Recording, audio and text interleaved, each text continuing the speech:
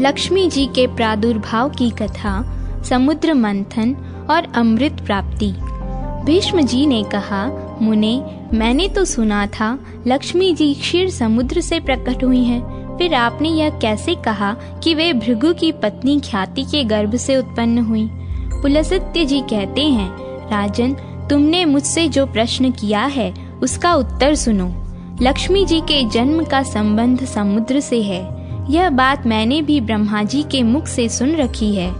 इस समय एक बात है, दैत्यों और दानवों ने बड़ी भारी सेना लेकर देवताओं पर चढ़ाई की। उस युद्ध में दैत्यों के सामने देवता परास्त हो गए। तब इंद्र आदि संपूर्ण देवता अग्नि को आगे करके ब्रह्मा जी की शरण में गए। वहां उन्होंने अपना सारा हाल ठीक ठीक कह सुनाया। ब्रह्मा जी ने कहा, तुम लोग मेरे साथ भगवान की शरण में चलो। यह कहकर वे संपूर्ण देवताओं को साथ ले क्षीर सागर के उत्तर तट पर गए और भगवान वासुदेव को संबोधित करके बोले, विष्णु, शीघ्र उठिए और इन देवताओं का कल्याण कीजिए। आपकी सहायता न मिलने से दानव इन्हें बारंबार परास्त करते हैं। उनके ऐसा कहने पर कमल के समान नेत्र वाले भगवान अंतर्यामी पुरुषोत्तम ने देवताओं के शरीर की अपूर्व अवस्था देखकर कहा, देवगण, मैं तुम्हारे तेज की वृद्धि करूंगा। मैं जो उपाय बतलाता हूँ उसे तुम लोग करो। दैत्यों के साथ मिलकर सब प्रकार की औषधियाँ ले आओ और उन्हें क्षीर सागर में डाल दो। फिर मंदराचल को मथानी और वासुकी नाग को नेति बनाकर समुद्र का मंथन करते हुए उससे अमृत निकालो। इस कार्य में मैं तुम लोगों की सहायता करूंगा। समुद्र का मंथन करने पर जो अमृत निकलेगा उसका पान करने से तुम लोग बलवान और अमर हो जाओगे। देवादि देव भगवान के ऐसा कहने पर संपूर्ण देवता दैत्यों के साथ संधि करके अमृत निकालने के यत्न में लग गए। देव, दानव और दैत्य सब मिलकर सब प्रकार की औषधियाँ ले आए और उन्हें क्षीर सागर में डालकर मंदराचल को मथानी एवं वासुकी नाग को नेति बनाकर बड़े वेग से मंथन करने लगे। भगवान विष्णु की प्रेरणा से सब देवता एक साथ रहकर वासुकी की पूंछ की ओर हो गए और दैत्यों को उन्होंने वासुकी के सिर की ओर खड़ा कर दिया। भीष्म जी, वासुकी के मुख की सांस तथा विषाग्नि से झुलस जाने के कारण सब दैत्य निस्तेज हो गए। क्षीर समुद्र के बीच में ब्रह्मवेत्ताओं में श्रेष्ठ भगवान ब्रह्मा तथा महातेजस्वी महादेव जी कच्छप स्वरूपधारी श्री महाविष्णु की पीठ पर खड़े हो अपनी भुजाओं से कमल की भांति मंदराचल को पकड़े हुए थे तथा स्वयं भगवान श्री हरि कूर्म रूप धारण करके क्षीर सागर के भीतर देवताओं और दैत्यों के बीच में स्थित थे। तदनंतर जब देवता और दानवों ने क्षीर समुद्र का मंथन आरंभ किया, तब पहले पहल उससे देव पूजित सुरभि का आविर्भाव हुआ, जो भविष्य की उत्पत्ति का स्थान मानी गई है। तत्पश्चात वारुणी देवी प्रकट हुई, जिसके मद भरे नेत्र घूम रहे थे। वह पग पग पर लड़खड़ाती चलती थी। उसे अपवित्र मानकर देवताओं ने त्याग दिया। तब वह असुरों के पास जाकर बोली, दानवों, मैं बल प्रदान करने वाली देवी हूँ, तुम मुझे ग्रहण करो। दैत्यों ने उसे ग्रहण कर लिया। इसके बाद पुनः मंथन आरंभ होने पर पारिजात कल्प वृक्ष उत्पन्न हुआ, जो अपनी शोभा से देवताओं का आनंद बढ़ाने वाला था। तदनंतर 7 करोड़ अप्सराएं प्रकट हुईं, जो देवता और दानवों की सामान्य रूप से भोग्या हैं। जो लोग पुण्य कर्म करके देवलोक में जाते हैं, उनका भी उनके ऊपर समान अधिकार होता है। अप्सराओं के बाद शीतल किरणों वाले चंद्रमा का प्रादुर्भाव हुआ, जो देवताओं को आनंद प्रदान करने वाले थे। उन्हें भगवान शंकर ने अपने लिए मांगते हुए कहा, देवताओं, ये चंद्रमा मेरी जटाओं के आभूषण होंगे, अतः मैंने इन्हें ले लिया। ब्रह्मा जी ने बहुत अच्छा कहकर शंकर जी की बात का अनुमोदन किया। तत्पश्चात कालकूट नामक भयंकर विष प्रकट हुआ। उससे देवता और दानव सबको बड़ी पीड़ा हुई। तब महादेव जी ने स्वेच्छा से उस विष को लेकर पी लिया। उनके पीने से उनके कंठ में काला दाग पड़ गया। तभी से वे महेश्वर नीलकंठ कहलाने लगे। क्षीर सागर से निकले हुए उस विष का जो अंश पीने से बच गया था, उसे नागों ने ग्रहण कर लिया। तदनंतर अपने हाथ में अमृत से भरा हुआ कमंडलू लिए धन्वंतरी जी प्रकट हुए। वे श्वेत वस्त्र धारण किए हुए थे। वैद्यराज के दर्शन से सबका मन स्वस्थ एवं प्रसन्न हो गया। इसके बाद उस समुद्र से उच्च श्रेवा घोड़ा और ऐरावत हाथी, ये दोनों क्रमशः प्रकट हुए। इसके पश्चात क्षीर सागर से लक्ष्मी देवी का प्रादुर्भाव हुआ, जो खिले हुए कमल पर विराजमान थीं और हाथ में कमल लिए थी। उनकी प्रभा चारों ओर छिटक रही थी। उस समय महर्षियों ने श्री सूक्त का पाठ करते हुए बड़ी प्रसन्नता के साथ उनका स्तवन किया। साक्षात क्षीर समुद्र ने प्रकट होकर लक्ष्मी जी को एक सुंदर माला भेंट की, जिसके कमल कभी मुरझाते नहीं थे। विश्वकर्मा ने उनके समस्त अंगों में आभूषण पहना दिए। स्नान के पश्चात दिव्य माला और दिव्य वस्त्र धारण करके जब वे सब प्रकार के आभूषणों से विभूषित हुईं, तब इंद्र आदि देवता तथा विद्याधर आदि ने उन्हें प्रणाम करके प्राप्त करने की इच्छा की। तब ब्रह्मा जी ने भगवान विष्णु से कहा, वासुदेव, मेरे द्वारा दी हुई इस लक्ष्मी देवी को आप ही ग्रहण करें। मैंने देवताओं और दानवों को मना कर दिया है, वे इन्हें पाने की इच्छा नहीं करेंगे। आपने जो स्थिरता पूर्वक इस समुद्र मंथन के कार्य को संपन्न किया है, इससे आप पर मैं बहुत संतुष्ट हूँ। यूं कहकर ब्रह्मा जी लक्ष्मी जी से बोले, देवी, तुम भगवान केशव के पास जाओ। मेरे दिए हुए पति को पाकर अनंत वर्षों तक आनंद का उपभोग करो। ब्रह्मा जी के ऐसा कहने पर लक्ष्मी जी समस्त देवताओं के देखते देखते श्री हरि के वक्ष स्थल में चली गईं और भगवान से बोली, देव, आप कभी मेरा परित्याग न करें। संपूर्ण जगत के प्रियतम, मैं सदा आपके आदेश का पालन करती हुई आपके वक्ष स्थल में निवास करूंगी। यह कहकर लक्ष्मी जी ने कृपा पूर्ण दृष्टि से देवताओं की ओर देखा। इससे उन्हें बड़ी प्रसन्नता हुई। इधर लक्ष्मी से परित्यक्त होने पर दैत्यों को बड़ा उद्वेग हुआ। उन्होंने झपट कर धन्वंतरी के हाथ से अमृत का पात्र छीन लिया। तब विष्णु ने माया से सुंदरी स्त्री का रूप धारण करके दैत्यों को लुभाया और उनके निकट जाकर कहा, यह अमृत का कमंडलू मुझे दे दो। उस त्रिभुवन सुंदरी रूपवती नारी को देखकर दैत्यों का चित्त काम के वशीभूत हो गया। उन्होंने चुपचाप वह अमृत उस सुंदरी के हाथ में दे दिया और स्वयं उसका मुंह ताकने लगे।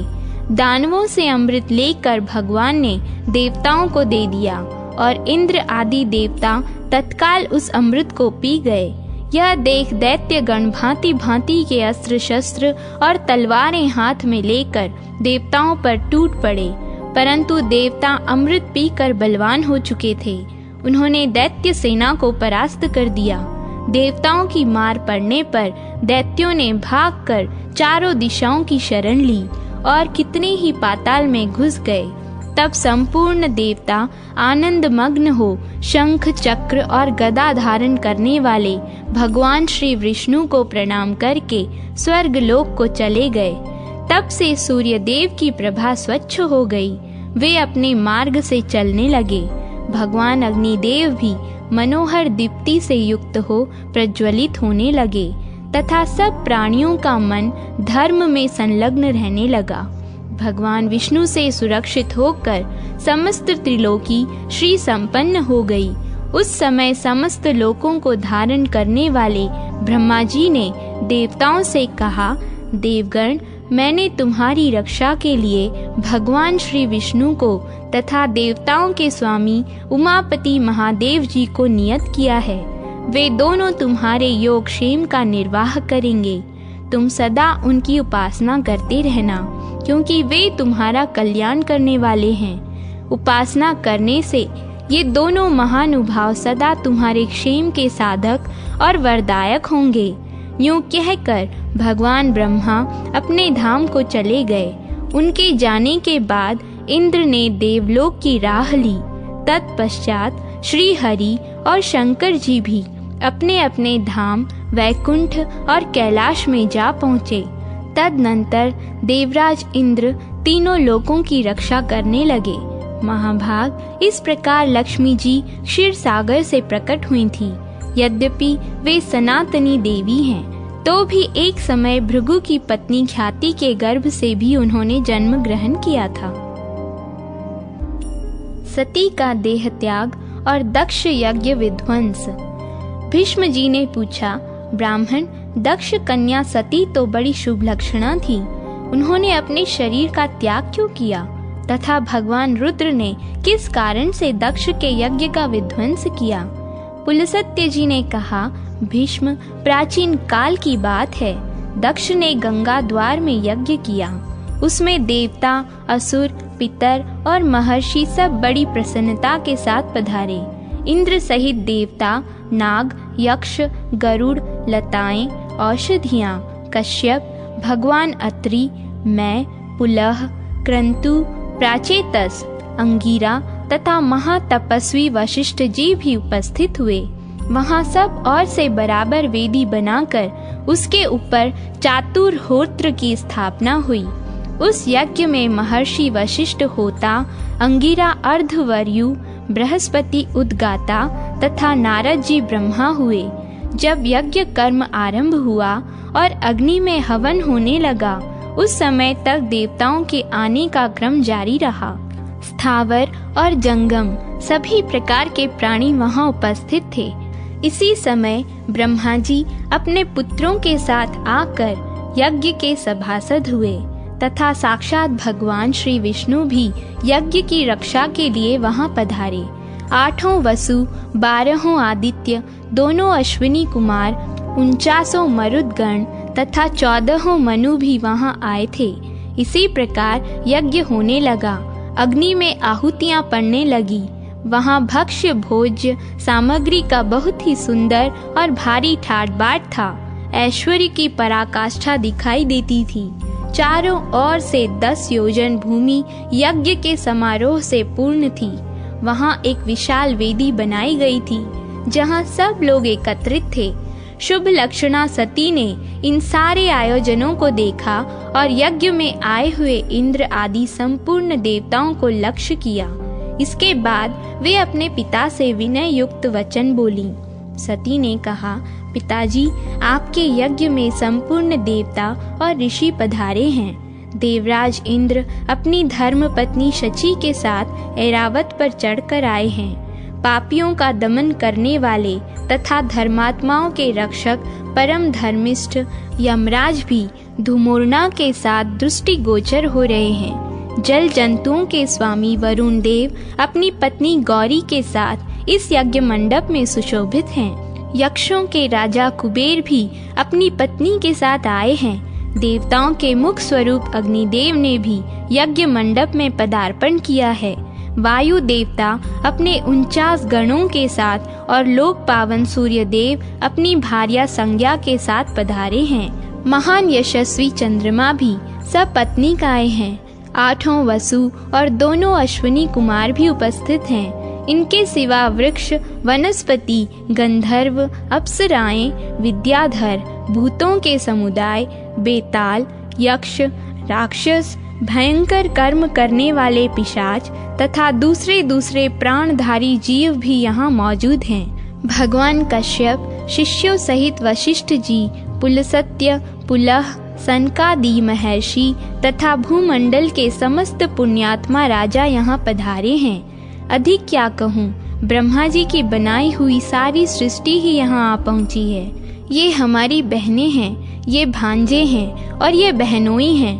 ये सब के सब अपनी अपनी स्त्री, पुत्र और बांधवों के साथ यहाँ उपस्थित दिखाई देते हैं। आपने दान मानादि के द्वारा इन सब का यथावत सत्कार किया है। केवल मेरे पति भगवान शंकर ही इस यज्ञ मंडप में नहीं पधारे हैं। उनके बिना यह सारा आयोजन मुझे सूना सा ही जान पड़ता है। मैं समझती हूँ आपने मेरे पति को निमंत्रित नहीं किया है। निश्चय ही आप उन्हें भूल गए हैं। इसका क्या कारण है, मुझे सब बताइए। पुलस्त्य जी कहते हैं, प्रजापति दक्ष ने सती के वचन सुने। सती उन्हें प्राणों से भी बढ़कर प्रिय थी। उन्होंने पति के स्नेह में डूबी हुई परम सौभाग्यवती पतिव्रता सती को गोद में बिठा लिया और गंभीर होकर कहा, बेटी सुनो, जिस कारण से आज मैंने तुम्हारे पति को निमंत्रित नहीं किया है वह सब ठीक ठीक बताता हूँ। वे अपने शरीर में राख लपेटे रहते हैं, त्रिशूल और दंड लिए नंग धड़ंग सदा शमशान भूमि में ही विचरा करते हैं।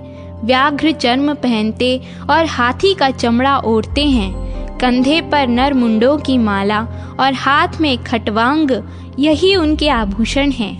वे नागराज वासुकी को यज्ञोपवीत के रूप में धारण किए रहते हैं और इसी रूप में वे सदा इस पृथ्वी पर भ्रमण करते हैं।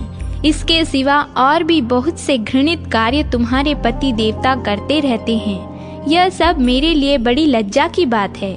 भला इन देवताओं के निकट वे उस अभद्र वेश में कैसे बैठ सकते हैं? जैसा उनका वस्त्र है उसे पहनकर वे इस यज्ञ मंडप में आने योग्य नहीं हैं।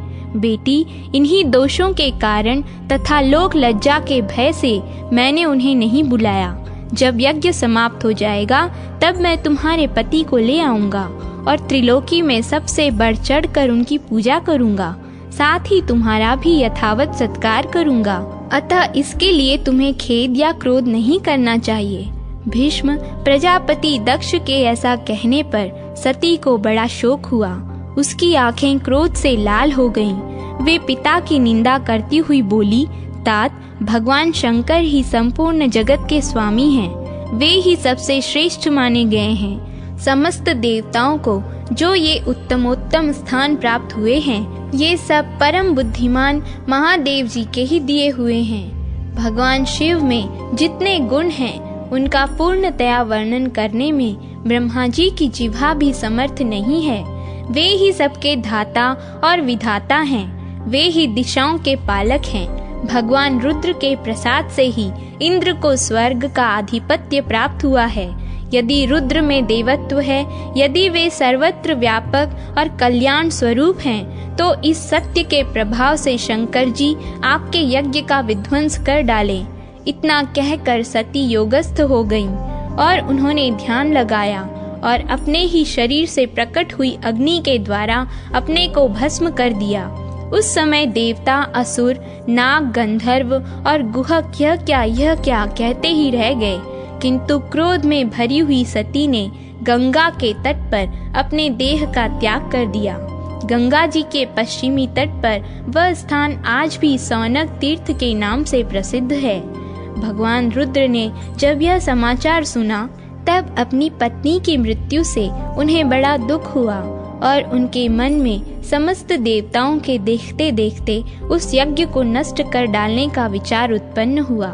फिर तो उन्होंने दक्ष यज्ञ का विनाश करने के लिए करोड़ों गणों को आज्ञा दी। उनमें विनायक संबंधी ग्रह, भूत, प्रेत तथा पिशाच सब थे।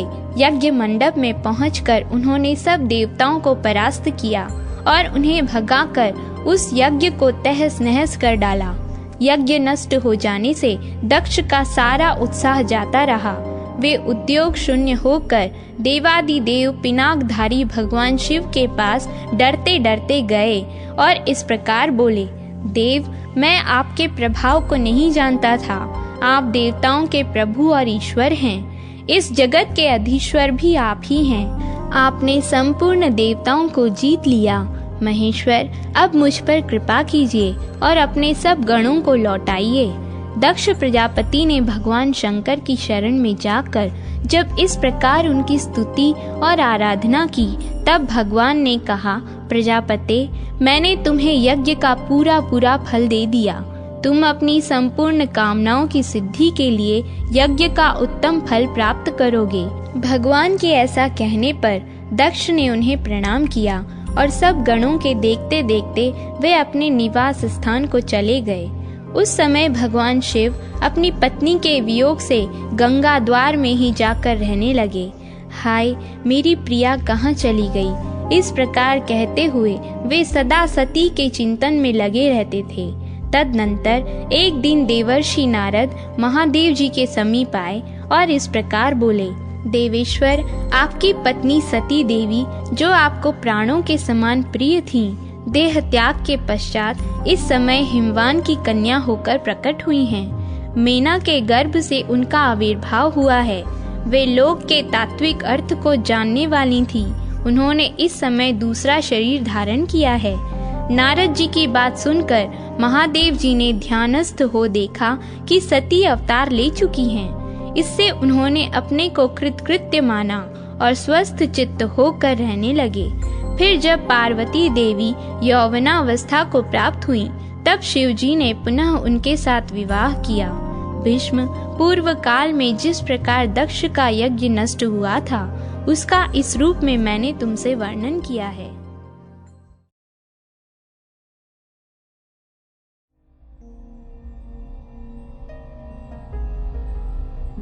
संकल्पा से संकल्पों का जन्म हुआ।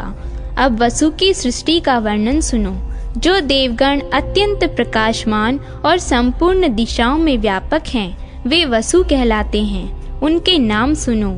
आप, ध्रुव, सोम, धर, अनिल, अनल, प्रत्यूष और प्रभास, ये 8 वसु हैं। आपके 4 पुत्र हैं, शांत, वेतंड, सांब और मुनि ब्रभु। ये सब यज्ञ रक्षा के अधिकारी हैं। ध्रुव के पुत्र काल और सोम के पुत्र वर्चा हुए। धर के 2 पुत्र हुए, द्रविण और हव्यवाह। अनिल के पुत्र प्राण, रमण और शिशिर थे। अनल के कई पुत्र हुए, जो प्रायः अग्नि के समान गुण वाले थे। अग्निपुत्र कुमार का जन्म सरकंडों में हुआ। उनके शाख, उपशाख और नेगमेय, ये 3 पुत्र हुए। कृत्तिकाओं की संतान होने के कारण कुमार को कार्तिकेय भी कहते हैं। प्रत्यूष के पुत्र देवल नाम के मुनि हुए। प्रभास से प्रजापति विश्वकर्मा का जन्म हुआ, जो शिल्प कला के ज्ञाता हैं। वे महल, घर, उद्यान, प्रतिमा, आभूषण, तालाब, उपवन और कूप आदि का निर्माण करने वाले हैं। देवताओं के कारीगर वे ही हैं।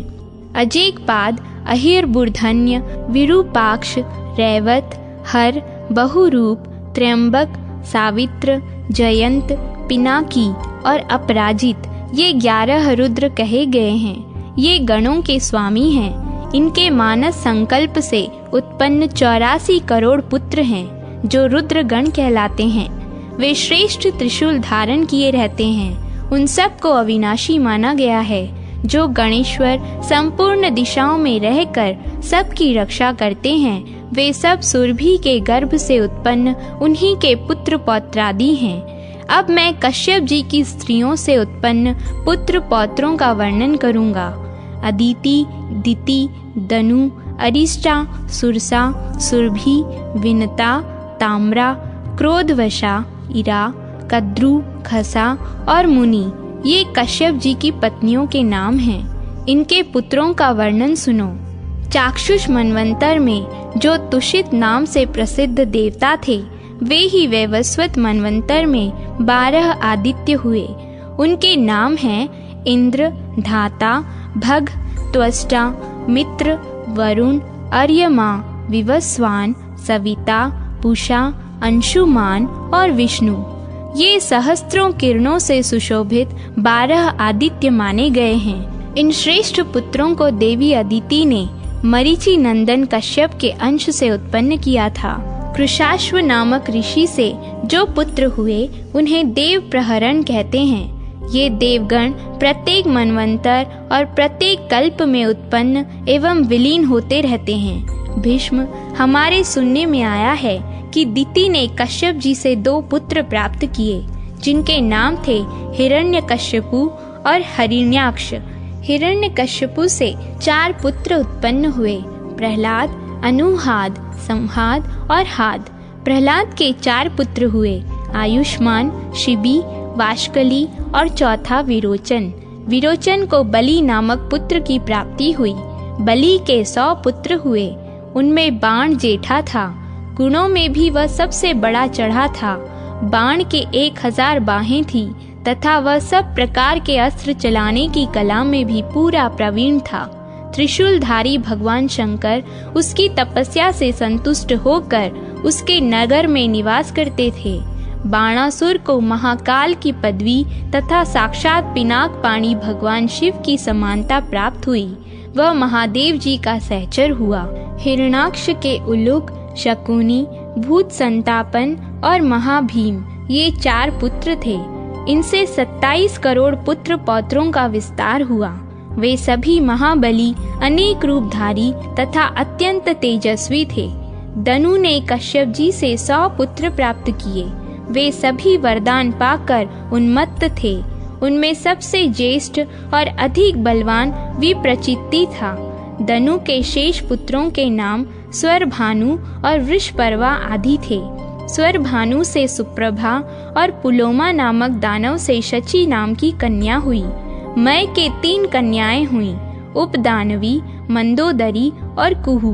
वृषपर्वा के 2 कन्याएं थीं, सुंदरी शमिष्ठा और चंद्रा। वैश्वानर के भी 2 पुत्रियां थीं, पुलोमा और कालका। ये दोनों ही बड़ी शक्तिशालिनी तथा अधिक संतानों की जननी हुईं। इन दोनों से 60,000 दानवों की उत्पत्ति हुई। पुलोमा के पुत्र पौलोम और कालका के पुत्र कालकेय कहलाए।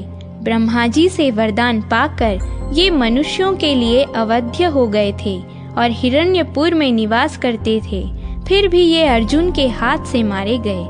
विप्रचित्ति ने सिंहिका के गर्भ से एक भयंकर पुत्र को जन्म दिया, जो सैंहिकेय के नाम से, जिसे राहु भी कहते हैं, प्रसिद्ध हुआ। हिरण्यकश्यपु की बहन सिंहिका के कुल 13 पुत्र थे, जिनके नाम ये हैं: कंस, शंख, नल, वातापी, इलवल, नमुची, खृस्रम्र, अजन, नरक, कालनाभ, परमाणु, कल्पवीर्य तथा दनुवंश विवर्धन। संहात के दैत्य में वंश में निवात कवचों का जन्म हुआ। वे गंधर्व, नाग, राक्षस एवं संपूर्ण प्राणियों के लिए अवध्य थे, परंतु वीरवर अर्जुन ने संग्राम भूमि में उन्हें भी बलपूर्वक मार डाला। ताम्रा ने कश्यप जी के वीर्य से 6 कन्याओं को जन्म दिया, जिनके नाम हैं शुकी, श्येनी, भासी, सुगृध्री, गृद्धिका और शुचि। शुकी ने शुक और उल्लू नाम वाले पक्षी को उत्पन्न किया।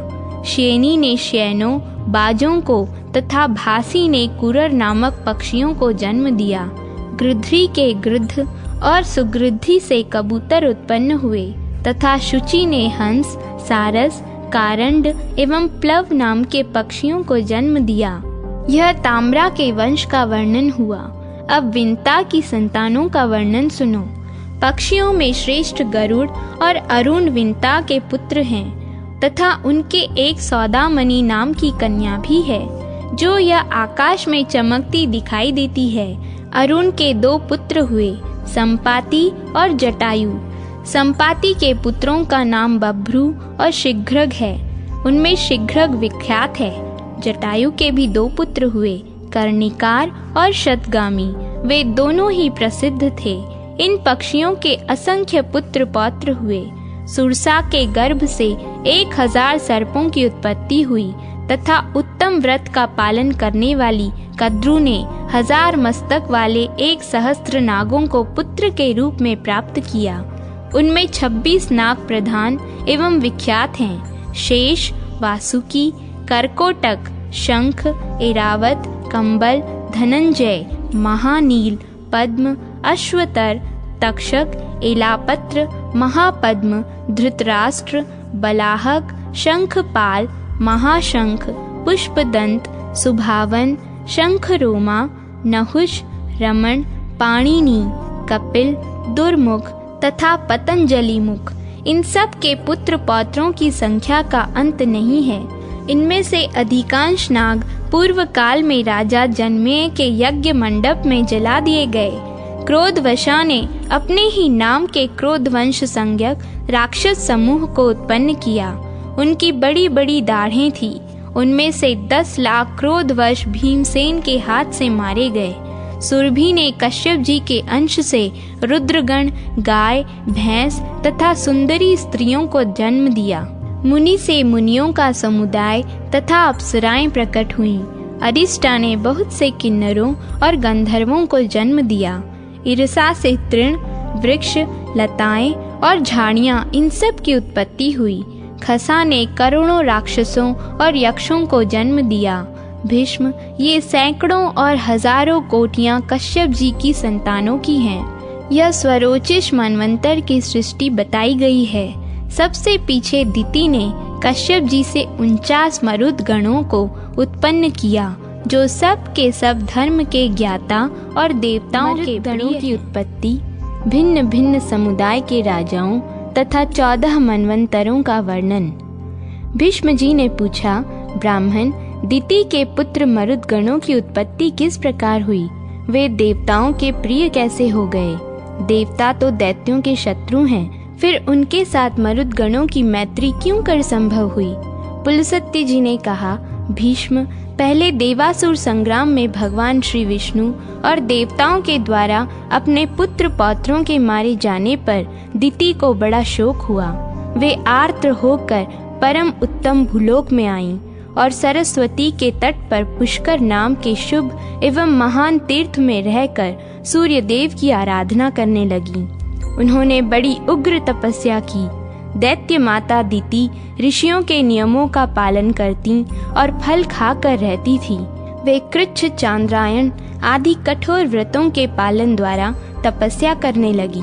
जरा और शोक से व्याकुल होकर उन्होंने 100 वर्षों से कुछ अधिक काल तक तप किया। उसके बाद वशिष्ठ आदि महर्षियों से पूछा, मुनिवरों, क्या ऐसा कोई भी व्रत है जो मेरे पुत्र शोक को नष्ट करने वाला तथा इहलोक और परलोक में भी सौभाग्य रूप फल प्रदान करने वाला हो? यदि हो तो बताइए। वशिष्ठ और महर्षियों ने ज्येष्ठ की पूर्णिमा का व्रत बताया तथा दिति ने भी उसी व्रत का संगोपांग वर्णन सुनकर उसका यथावत अनुष्ठान किया। उस व्रत के महात्म्य से प्रभावित होकर कश्यप जी बड़ी प्रसन्नता के साथ दिति के आश्रम पर आए। दिति का शरीर तपस्या से कठोर हो गया था, किंतु कश्यप जी ने उन्हें पुनः रूप और लावण्य से युक्त कर दिया और उनसे वर मांगने का अनुरोध किया। तब दिति ने वर मांगते हुए कहा, भगवन, मैं इंद्र का वध करने के लिए एक ऐसे पुत्र की याचना करती हूँ जो समृद्धशाली, अत्यंत तेजस्वी तथा समस्त देवताओं का संहार करने वाला हो। कश्यप ने कहा, शुभे, मैं तुम्हें इंद्र का घातक एवं बलिष्ठ पुत्र प्रदान करूंगा। तत्पश्चात कश्यप ने दिति के उदर में गर्भ स्थापित किया और कहा, देवी, तुम्हें 100 वर्षों तक इसी तपोवन में रहकर इस गर्भ की रक्षा के लिए यत्न करना चाहिए। गर्भिणी को संध्या के समय भोजन नहीं करना चाहिए तथा वृक्ष की जड़ के पास न तो कभी जाना चाहिए और न ही ठहरना चाहिए। वह जल के भीतर न घुसे, सूने घर में न प्रवेश करे, बांबी पर खड़ी न हो, कभी मन में उद्वेग न लाए, सूने घर में बैठकर नख तथा राख से भूमि पर रेखा न खींचे, न तो सदा अलसा कर पड़ी रहे और न अधिक परिश्रम ही करे। भूसी, कोयले, राख, हड्डी और खपड़े पर न बैठे, लोगों से कलह करना छोड़ दे, अंगड़ाई न ले, बाल खोल कर खड़ी न हो और कभी भी अपवित्र न रहे। उत्तर की ओर अथवा नीचे की ओर सिर करके कभी न सोए। नंगी होकर, उद्वेग में पड़कर और बिना पैर धोए भी शयन करना मना है। अमंगल युक्त वचन मुंह से न निकालें। अधिक हंसी मजाक भी न करे। गुरुजनों के साथ सदा आदर का बर्ताव करे। मांगलिक कार्यों में लगी रहे। सर्वौषधियों से युक्त जल के द्वारा स्नान करे। अपनी रक्षा का प्रबंध रखे। गुरुजनों की सेवा करे और वाणी से सबका सत्कार करती रहे। स्वामी के प्रिय और हित में तत्पर रहकर सदा प्रसन्न मुखी बनी रहे। किसी भी अवस्था में कभी पति की निंदा न करे। यह कहकर कश्यप जी सब प्राणियों के देखते देखते वहां से अंतर ध्यान हो गए। तदनंतर पति की बातें सुनकर दिति विधि पूर्वक उनका पालन करने लगी। इससे इंद्र को बड़ा भय हुआ। वे देवलोक छोड़कर दिति के पास आए और उनकी सेवा की इच्छा से वहां रहने लगे। इंद्र का भाव विपरीत था। वे दिति का छिद्र ढूंढ रहे थे। बाहर से तो उनका मुख प्रसन्न था, किंतु भीतर से वे भय के मारे विकल थे।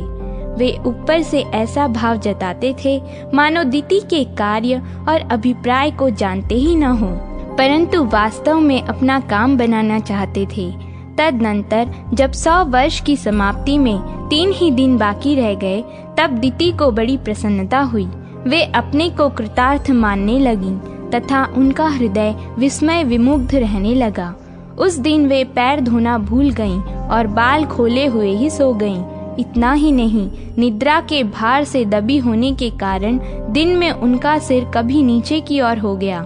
यह अवसर पाकर शचीपति इंद्र दिति के गर्भ में प्रवेश कर गए और अपने वज्र के द्वारा उन्होंने उस गर्भस्थ बालक के 7 टुकड़े कर डाले।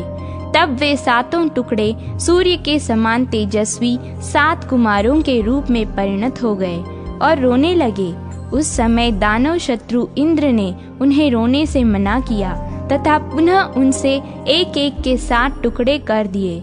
इस प्रकार 49 कुमारों के रूप में होकर वे जोर जोर से रोने लगे। तब इंद्र ने माँ रुध्वम ऐसा कहकर उन्हें बारंबार रोने से रोका और मन ही मन सोचा कि ये बालक धर्म और ब्रह्मा जी के प्रभाव से पुनः जीवित हो गए हैं। इस पुण्य के योग से ही इन्हें जीवन मिला है।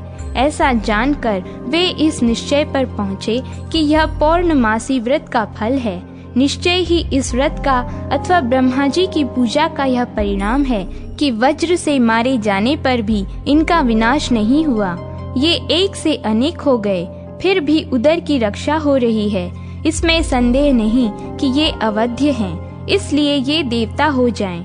जब ये रो रहे थे उस समय मैंने इन गर्भ के बालकों को माँ रुदह कहकर चुप कराया है, इसलिए ये मरुत नाम से प्रसिद्ध होकर कल्याण के भागी बने।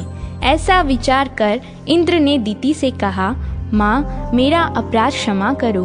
मैंने अर्थशास्त्र का सहारा लेकर यह दुष्कर्म किया है। इस प्रकार बारंबार कहकर उन्होंने दिति को प्रसन्न किया और मरुत गणों को देवताओं के समान बना दिया।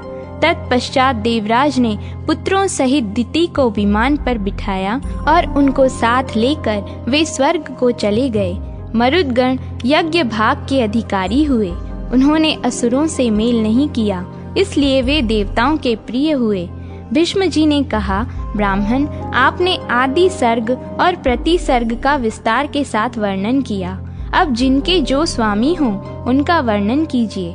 पुलस्त्य जी कहते हैं, राजन जब पृथु इस पृथ्वी के संपूर्ण राज्य पर अभिषिक्त होकर सबके राजा हुए, उस समय ब्रह्मा जी चंद्रमा को अन्न, ब्राह्मण, व्रत और तपस्या का अधिपति बनाया। हिरण्यगर्भ को नक्षत्र, तारे, पक्षी, वृक्ष, झाड़ी और लता आदि का स्वामी बनाया। वरुण को जल का, कुबेर को धन का, विष्णु को आदित्यों का और अग्नि को वसुओं का अधिपति बनाया। दक्ष को प्रजापतियों का, इंद्र को देवताओं का, प्रहलाद को दैत्यों और दानवों का, यमराज को पितरों का, शूलपाणी भगवान शंकर को पिशाच, राक्षस, पशु, भूत, यक्ष और वेताल राजों का, हिमालय को पर्वतों का, समुद्र को नदियों का, चित्ररथ को गंधर्व, विद्याधर और किन्नरों का, भयंकर पराक्रमी वासुकी को नागों का, तक्षक को सर्पों का, गजराज ऐरावत को दिग्गजों का, गरुड़ को पक्षियों का, उच्चै श्रवा को घोड़ों का, सिंह को मृगों का, सांड को गौओं का तथा प्लक्ष को संपूर्ण वनस्पतियों का अधीश्वर बनाया। इस प्रकार पूर्व काल में ब्रह्मा जी ने इन सभी अधिपतियों को भिन्न भिन्न वर्ग के राजपद पर अभिषिक्त किया था। कौरव नंदन पहले स्वयंभू मनवंतर में याम्य नाम से प्रसिद्ध देवता थे। मरीचि आदि मुनि ही सप्तऋषि माने जाते थे। आग्निध्र, अग्निबाहु, विभु, सवन, ज्योतिष्मान, धृतिमान, हव्य, मेधा, मेधातिथि और वसु, ये 10 स्वयंभू मनु के पुत्र हुए। जिन्होंने अपने वंश का विस्तार किया। ये प्रति सर्ग की सृष्टि करके परम पद को प्राप्त हुए। यह स्वयंभू मनवंतर का वर्णन हुआ। इसके बाद स्वरोचिष मनवंतर आया। स्वरोचिष मनु के 4 पुत्र हुए जो देवताओं के समान तेजस्वी थे। उनके नाम हैं नभ, नभस्य, प्रसृति और भावन। इनमें से भावन अपनी कीर्ति का विस्तार करने वाला था। दत्तात्रेय, अत्रि, च्यवन, स्तंभ, प्राण, कश्यप तथा बृहस्पति ये 7 सप्तऋषि हुए। उस समय तुषित नाम के देवता थे। हविंद्र, सुकृत, मूर्ति, आप और ज्योतिरथ ये वशिष्ठ के 5 पुत्र ही स्वारोचिष मनवंतर में प्रजापति थे। यह द्वितीय मनवंतर का वर्णन हुआ। इसके बाद औत्तम मनवंतर का वर्णन करूंगा। तीसरे मनु का नाम था औत्तमी। उन्होंने 10 पुत्र उत्पन्न किए जिनके नाम हैं ईश, उर्ज, तनुज, शुचि, शुक्र, मधु, माधव, नभस्य, नभ तथा सह। इनमें सह सबसे छोटा था। ये सब के सब उदार और यशस्वी थे। उस समय भानु संज्ञक देवता और उर्ज नाम के सप्तऋषि थे। कौकिम भिंड, कुतुंड, दालभ्य, शंख, प्रवाहित, मित और सम्मित ये 7 योगवर्धन ऋषि थे। चौथा मनवंतर तामस के नाम से प्रसिद्ध है। उसमें कवि, पृथु, अग्नि, अकपि, कपि, जन्य तथा धामा ये 7 मुनि ही सप्तऋषि थे। साध्य गण देवता थे। अकल्मष, तपोधनवा, तपोमूल, तपोधन, तपोराशि, तपस्य, सुतपस्य, परंतप, तपोभागी और तपोयोगी ये 10 तामस मनु के पुत्र थे जो धर्म और सदाचार में तत्पर तथा अपने वंश का विस्तार करने वाले थे। अब 5वें रैवत मनवंतर का वृत्तांत श्रवण करो। देवबाहु, सुबाहु, पर्जन्य, सोमक, मुनि, हिरण्यरोमा और सप्ताश्व ये 7 रैवत मनवंतर के सप्तऋषि माने गए हैं।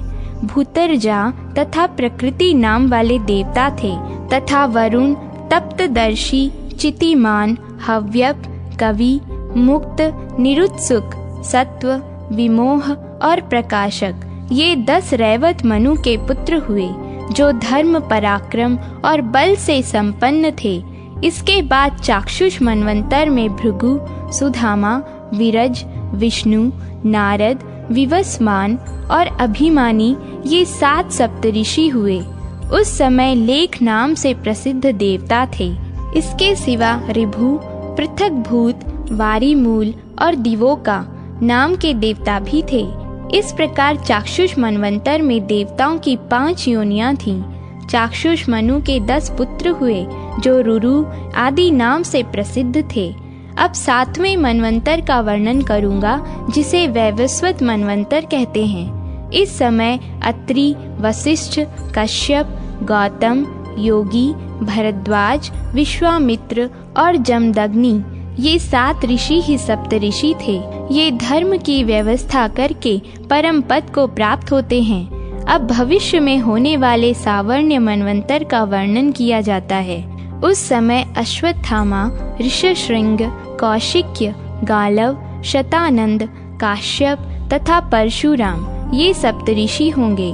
धृति, वरियान, यवसु, सुवर्ण, धृष्टि, चरिष्णु, आद्य, सुमति, वसु तथा पराक्रमी शुक्र ये भविष्य में होने वाले सावर्णी मनु के पुत्र बतलाए गए हैं। इसके सिवा रौच्य आदि दूसरे मनुओं के भी नाम आते हैं। प्रजापति रुचि के पुत्र का नाम रौच्य होगा। इसी प्रकार भूति के पुत्र भौत्य नाम के मनु कहलाएंगे। तदनंतर मेरु सावर्णी नामक मनु का अधिकार होगा। वे ब्रह्मा के पुत्र माने गए हैं। मेरु सावर्णी के बाद क्रमशः ऋभु, वितभामा और विश्वसेन नामक मनु होंगे। राजन, इस प्रकार मैंने तुम्हें भूत और भविष्य मनुओं का परिचय दिया है। इन 14 मनुओं का अधिकार कुल मिलाकर 1000 चतुर्युग तक रहता है। अपने अपने मनवंतर में इस संपूर्ण चराचर जगत को उत्पन्न करके कल्प का संहार होने पर ये ब्रह्मा जी के साथ मुक्त हो जाते हैं। ये मनु प्रति 1 सहस्त्र चतुर्युगी के बाद नष्ट होते रहते हैं तथा ब्रह्मा आदि विष्णु का सायुज्य प्राप्त करते हैं।